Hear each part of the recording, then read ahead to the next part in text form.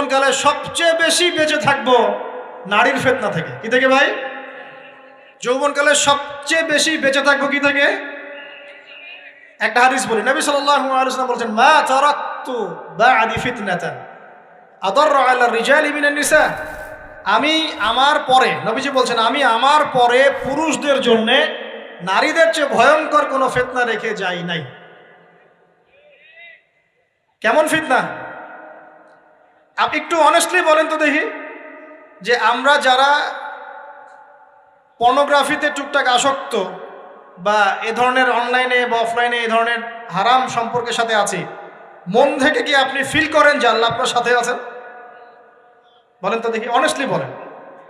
আপনি যখন নামাজ পড়ে বাসায় ফিরে যান, ফিরে যেতে যেতে যদি আপনার চোখে খারাপ কিছু পড়ে, আপনার মনের নূরটা নষ্ট হয়, আপনি বুঝতে পারেন না? বুঝতে পারেন না? যখন আপনি এরকম হারাম কোনো সম্পর্কে আছেন, নাউজুবিল্লাহ, আপনার মনটা যে শক্ত হয়ে গেছে, আপনি বুঝতে পারেন না? আল্লাহর ওয়াস্তে নারী জাতির ফিতনা থেকে সর্বোচ্চ দূরত্ব অবলম্বন করবেন। আল্লাহ পাক তৌফিক দান করুন।